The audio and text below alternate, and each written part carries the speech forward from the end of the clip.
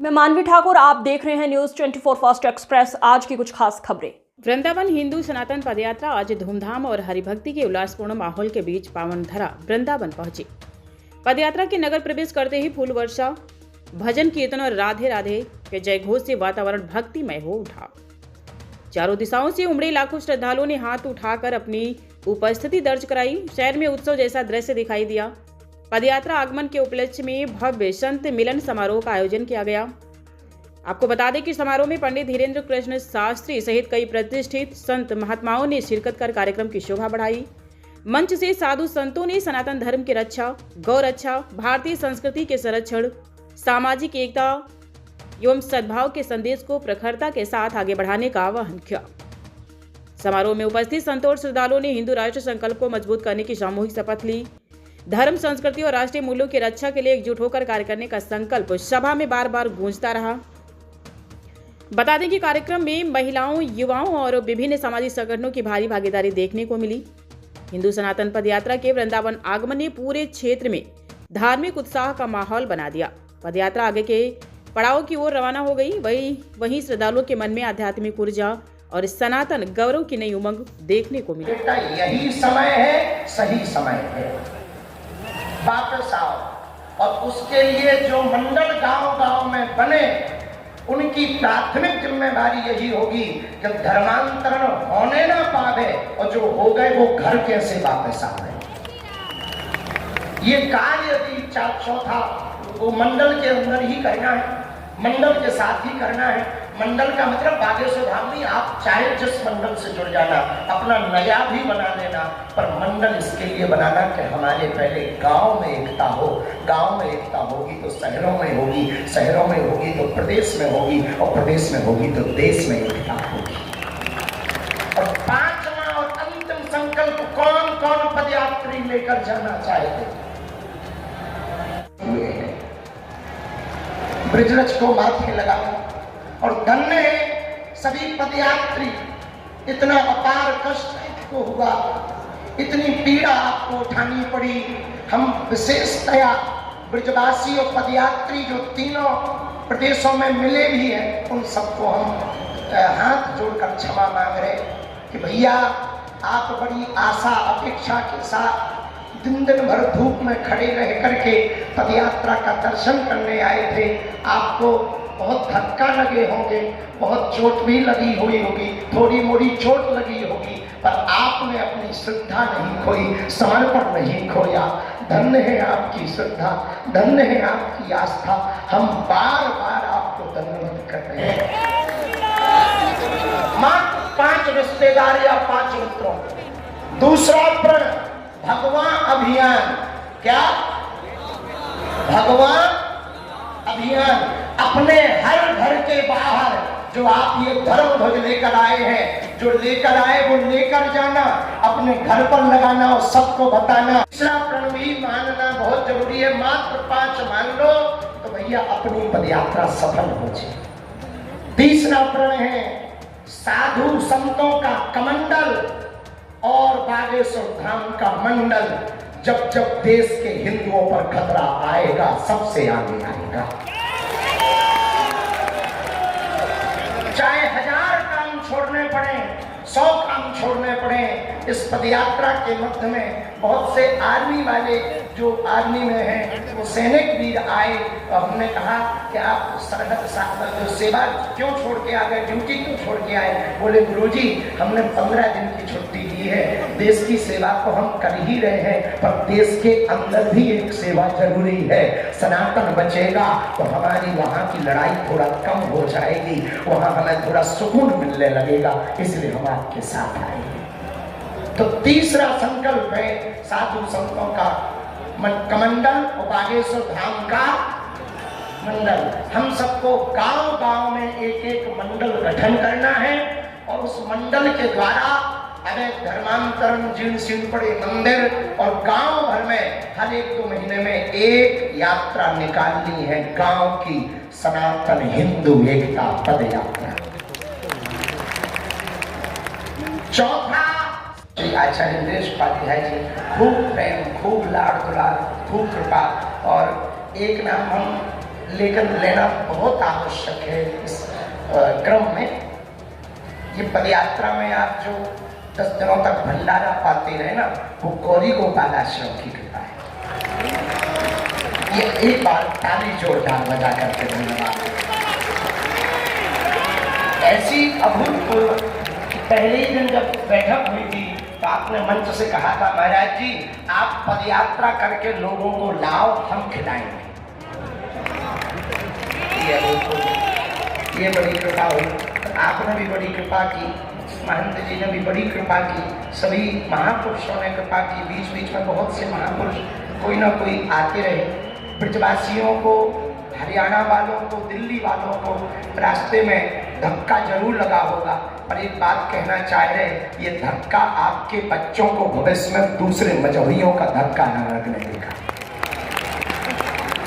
तो भविष्य में कालांतर में दूसरे मजहबियों का धक्का। देखो, हम न मुसलमानों के विरोधी हैं, न ईसाइयों के विरोधी हैं। कुछ लोग इस देश में तिरंगा में चांद देखना चाहते हैं, हम चांद पे तिरंगा देखना चाहते हैं। हो सकता हमारी बुराई हो इस बात की, लेकिन हम फिर कहना चाह रहे हैं कि उनके में डॉक्टर पढ़ा लिखा भी आतंकवादी होता है। और इतनी बड़ी पदयात्रा आ गई, भगवान की कृपा से हनुमान जी ने किसी को कुछ नहीं होने दिया। रामचंद्र स्वामी रामो मत्सखा रामचंद्र सर्वस्वं मे रामचंद्रोदया नान्यं जाने नैव जाने न जाने। श्री सीतानाथ समारंभां श्री रामानंदार्य मध्यमाम् अस्मदाचार्य पर्यन्तां वन्दे श्री गुरु परंपराम्। साधु बनना कठिन है, जैसे पेड़ खजूर, चढ़े तो चाखे प्रेम रस, गिरे तो चकना चूर। सीताराम भगवान की, श्री बागेश्वर बालाजी की, सन्यासी बाबा की, दादा गुरु जी की, और बंसी वाले की, ऊंची अटारी वाली की, श्री वृंदावन धाम की, सभी ब्रजवासियों की, सभी पदयात्रियों की, गुरु और चेला की, आज के मेला की, भारत हिंदू राष्ट्र की। नमः पार्वती पते।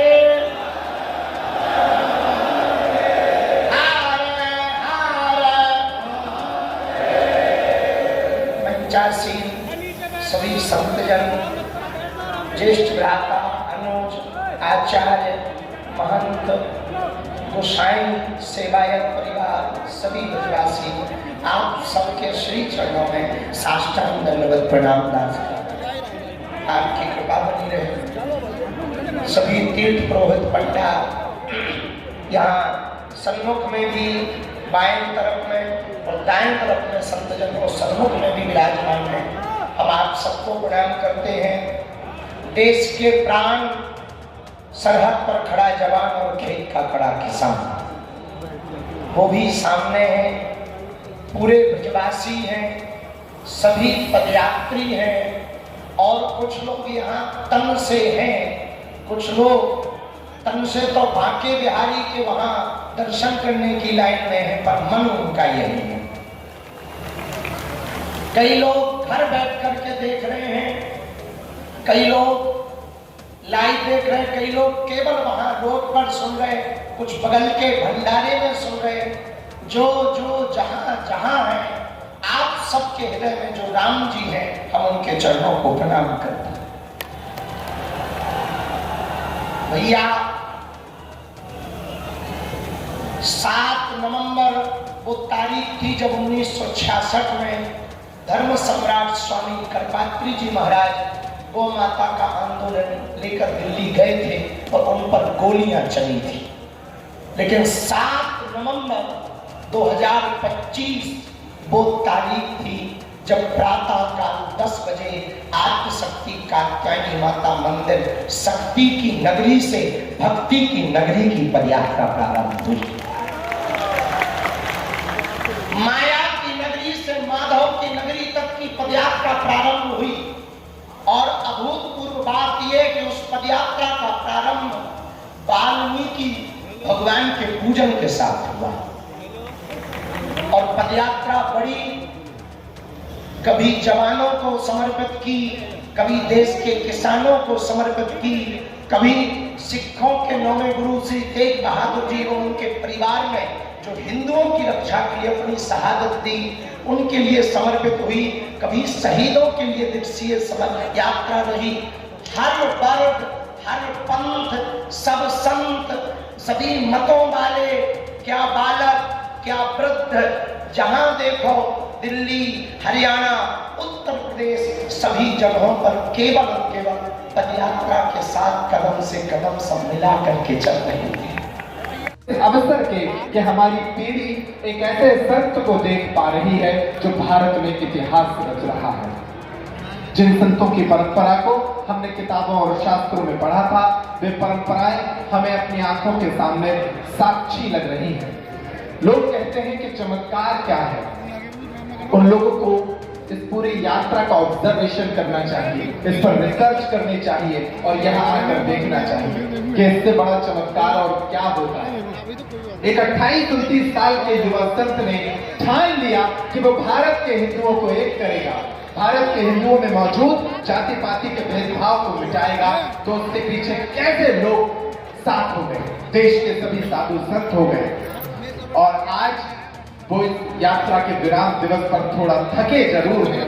जय श्री राम, जय श्री राम।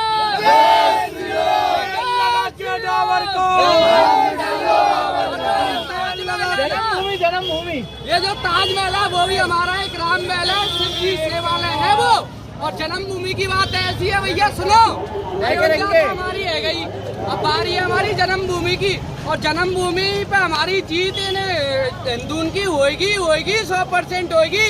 बोल कन्हैया लाल की जय,